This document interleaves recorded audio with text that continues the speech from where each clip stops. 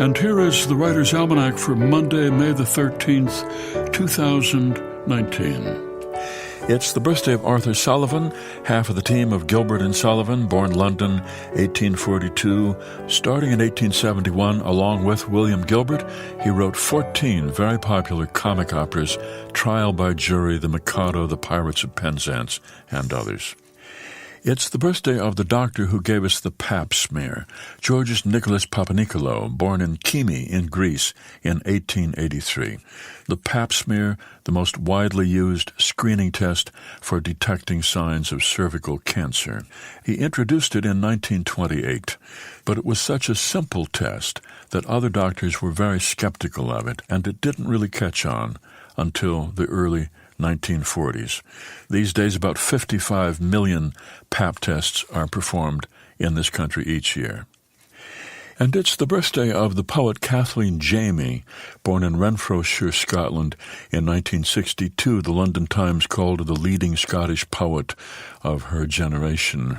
She was given a writing award when she was just 19. She traveled around the Himalayas on the prize money. Said she never really intended to be a writer, but she kept writing because she didn't want to have to settle for an office job. So she scraped by on various writer-in-residence posts in her 20s. Writes about nature. She wrote in her poem Whale Watcher, "And when at last the road gives out, I'll walk harsh grass, sea moss, lichen-crusted bedrock, and hole up the cold summer in some battered caravan, quartering the brittle waves." She said, when we were young, we were told that poetry is about voice, about finding a voice and speaking with this voice. But the older I get, I think it's not about voice. It's about listening and the art of listening, listening with attention, bringing the quality of attention to the world. It was on this day in 1373 the mystic Julian of Norwich received the last of her divine visions. She was 31 years old. She was a female hermit, an anchoress, lived alone, not in a community, as a nun. It was a dramatic time in England in the late 14th century. The Black Death had killed at least a third of the population. There was famine, crop failures. The Catholic Church was falling apart. England was at war with France.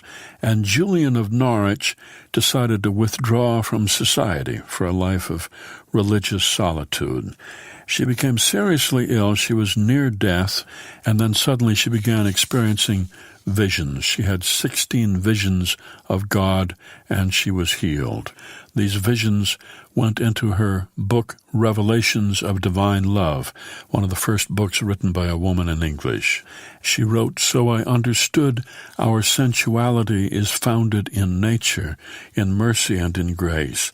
And this foundation enables us to receive gifts which lead us to endless life. For I saw very surely that our substance is in God, and I also saw that God is in our sensuality. For God is never out of the soul, in which he will dwell blessedly without end." And it was on this day in 1958 that Velcro was patented by a Swiss electrical engineer, Georges de Mestral, based on his observation of the thistly plant burdock and the spiny seeds or burrs that latch onto anything. The word Velcro combined the French word velours, meaning velvet, and crochet, meaning hook. Here's a poem by Willa Cather entitled Prairie Spraying. Evening and the flat land, rich and somber and always silent, the miles of fresh-plowed soil, heavy and black, full of strength and harshness, the growing wheat, the growing weeds, the toiling horses, the tired men, the long empty roads, sullen fires of sunset fading, the eternal unresponsive sky. Against all this, youth flaming like the wild roses, singing like the larks over the plowed fields, flashing like a star out of the twilight. Youth, with its insupportable sweetness, its fierce necessity, its sharp desire, singing and singing, out of the lips of silence, out of the earthy dusk.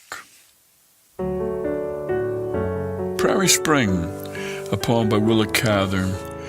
And that's the Writer's Almanac for Monday, May the 13th. Be well, do good work, and keep in touch.